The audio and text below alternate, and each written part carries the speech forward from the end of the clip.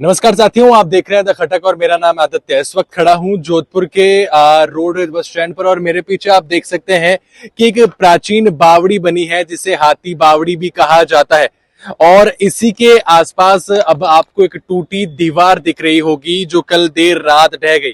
और कल देर रात से यहाँ के जो क्षेत्रवासी हैं, रोडवेज बस के जो कर्मचारी है, वो दहशत में है। अचानक से ये बावड़ी की दीवार जो है भर भरा कर गिर गई।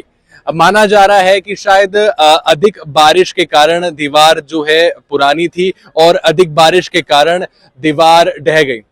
अब आप देख सकते हैं कि अगर मैं उस तरफ बात करूं जो आपको एक कैंपर दिखाई दे रहा होगा, ऊपर की तरफ एक हेलमेट दिखाई दे रहा होगा। बताया जा रहा है कि इधर एक रूम बनाया हुआ था जिसे रिकॉर्ड रूम कहा जाता था।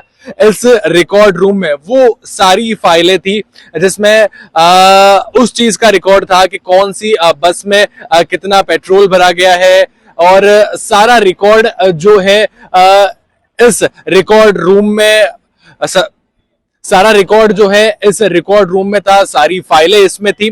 बड़ी बात ये रही कि इस रिकॉर्ड रूम में एक युवक सो रहा था, लेकिन उसे दीवार गिरने की जब आवाज आई, कुछ धमाके की आवाज आई, तो युवक जो है बाहर आ गया। और बाहर आते ही ये पूरा कमरा जो है इस बावड़ी में समाहित हो गया। अब आप सोचिए, अगर उस युवक को ऐसा कोई अंदाजा नहीं होता, आवाज नहीं आती, तो शायद एक बड़ा हादसा हो सकता था।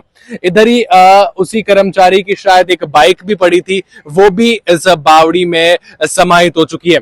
क्षेत्रवासियों की अगर बात की जाए तो दीवार के उस पार जो भी रहवासी थे उनको बस के द्वारा बाहर निकाला गया। और बताया जा रहा है कि वो उन्हें जो है, क्षेत्रवासियों को जो है एक मंदिर में रात बितानी पड़ी। और अभी भी उनको दहशत में जीना पड़ रहा है, क्योंकि उनकी घर की दीवारों में जो है शायद कहीं ना कहीं दरारें आ चुकी है। और आगे बात की जाए तो बताया जा रहा है कि इसमें पेट्रोल के टैंक्स भी हैं जिनको निकालने की अब जद्दोजहद की जा रही है कि टैंक को कोई नुकसान नहीं हो। और 20,000 लीटर की जो है वो क्वांटिटी इसमें बताई जा रही है।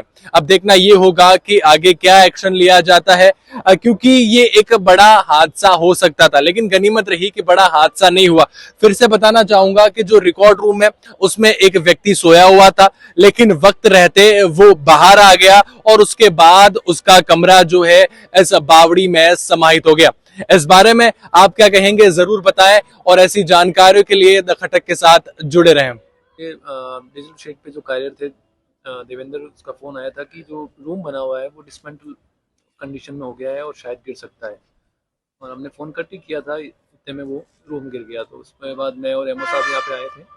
आने के बाद ये काफ़ी कटाव हो गया और रूम गिर गया, साथ में कोई एक बाइक भी थी वो गिर गई थी। तो इसकी सूचना हमने एडीएम सर को रात को दे दी थी और एडीएम सर ने नगर निगम के कार्मिकों को भेज कर यहाँ पे बैरिकेडिंग करवाने के लिए कह दिया था। और उसके बाद ये पास में एक नीम का पेड़ था, वो भी गिर गया। तो एहतियातन यहाँ जो पुलिस चौकी में पुलिस स्टाफ है वो भी आ गए थे, यहाँ से लोगों को हटाया। फिर कॉर्नर में जो मकान है उसके लोगों को रोडवेज की बस लगाकर ऊपर से उनको सकुशल उतारा गया। और 11-12 बजे के आसपास ये बैरिकेडिंग करवा दी गई थी प्रशासन के बाद में। उसके बाद हम लोग घर चले गए। अभी हम लोग आगे, क्योंकि उसमें जो डीजल टैंक है उसमें 21,000 लीटर हमारा डीजल है। बीपीसीएल के जो कार्मिक हैं उनको इंटीमेट कर दिया, वो लोग अपने अधिकारियों को बुला रहे हैं। कुछ कार्मिक यहाँ पहुँच गए हैं, तो अब उनके द्वारा, क्योंकि उनके पास एक्सपर्टीज़ है इस चीज़ की, तो वो कैसे उसको हैंडल करते हैं, डीजल निकाल के जो डीजल टैंक है उसको निकालने की कार्रवाई हमारे द्वारा की जा रही है।